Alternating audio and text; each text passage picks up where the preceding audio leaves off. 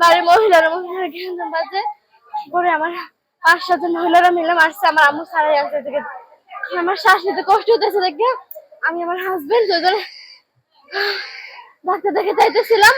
গাড়িতে 5-6টা পোলা মিশা আমাদের আমার আগে থেকে শ্বাস করতে কষ্ট হইতেছে। কাউসার অনেক আর বন্ধু আমার শ্বাস নিতে কষ্ট হইতেছে। হাসপাতালে আইতেছে গাড়িতে অনেক কষ্ট হইতেছে। এর মধ্যে মার শুরু করছে, বিলেট দিয়ে পোষাইছে, হাত ধরে নিয়ে এসেছে, লাঠি দিয়ে মারছে। আমার হাজবেন্ডের গাড়ির ভিতর নামাইয়ে মারছে। এরপর আমার গাড়ির ভিতর ঢুকছি, পর আমার গাড়ির ভিতর মারছে। আমি চিল্লাই কইছি আমার কষ্ট হইতেছে, শ্বাস নিতে পারতেছি না। এরপর আমার মারছে। আমি অনেক আমি শ্বাস নিতে পারতেছি না, আমার অনেক কষ্ট হইতেছে। এরপর আমার মারছে।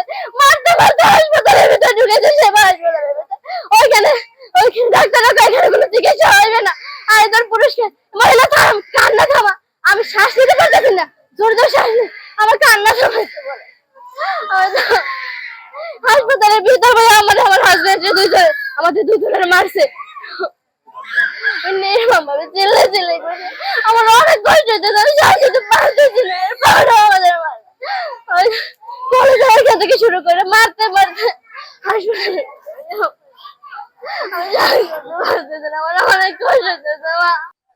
অনেকের বাবা, অনেকের মা এবং তাদের 4টে মেয়ে বিয়ে দেওয়ার পরেও তারা এখানেই থাকে। 4 মেয়ে আর ওই তারা মিল্লা আমার জামাইকে মারতেছে। তারপরে আমার মেয়ে যখন ছাড়াইতে গেছে আমার মেয়েকে এরা 7 জনে মিলে মারছে। মারার পরে অসুস্থ বেশি যখন ডাক্তারখানায় পাঠাইছি, পথে তারা অ্যাটাক দিয়েছে। আওয়ামী লীগের সমস্ত পোলাপান নিয়ে, আওয়ামী লীগের বড় বড় লিডারদেরকে নিয়ে মারছে। মারার পরে হ্যাঁ নাম আছে কাউসার, তারপরে অনিক, তারপরে তারা বাড়া করছে বাজারের বড় বড় লিডার ছেলে অর্ক নাম, তাকে নাকি বাড়া করছে। আর একটা ছেলে আছে হালকা দাঁড়িয়ে আছে, আমার মেয়ের যে বর্ণনা, ওই ছেলেটা আমার মেয়েকে বেশি মারছে। আর অনেক হাতুড়ি দিয়ে পিটাইছে। এবং আমার মেয়ে 2 মাসের 2.5 মাসের অন্তঃসত্ত্বা ছিল, সেই গর্ভপাত হয়ে গেছে, সমস্যা হয়ে গেছে আর কি। সে এখন সরকারি থেকে রেফার করছে, সে এখন বরিশাল ভর্তি আছে।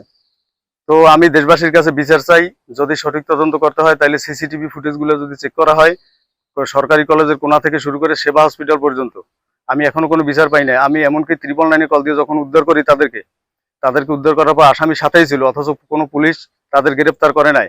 হয়তোবা থানা পুলিশ কি করছে জানি না। এরপরে আমি যখন জিডি করতে গেছি বা মামলা করতে গেছি, আমার কোনো মামলা নেওয়া হয় নাই।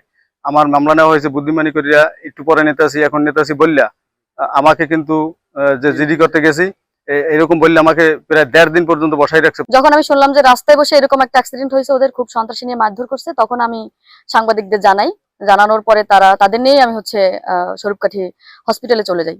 গিয়ে দেখলাম যে মেয়েটার অবস্থা খুবই খারাপ, ছেলের অবস্থাই খুবই খারাপ। মেয়েটা 2 মাসের প্রেগনেন্ট ছিল, বাচ্চাটাও নষ্ট হয়ে গেছে। তো আমাদের দাবি ওরা শুনতেছি 17 বছর পর্যন্ত ওরা আওয়ামী লীগ করে, তো এখানে এলাকাবাসীদের সবাইকে নির্যাতন করে। এখন পর্যন্ত আমরা এই নির্যাতনের শিকার, এলাকাবাসী সবাই নির্যাতনের শিকার। আমরা সুস্থ বিচার চাই। আমার ছেলের বউকে বাড়িতে মারছে 6 জনের, রসনারা, আয়সা, রুমান, তারপর শিমুল, ওরা 6 জন মহিলায় মারছে। আমার ছেলেকে মারছে, আমার ছেলের বউকে মারছে। ছেলের বউ এত হয়েছে, ওকে মারছে রড ঠ্যাঙ্গা এই দিয়া।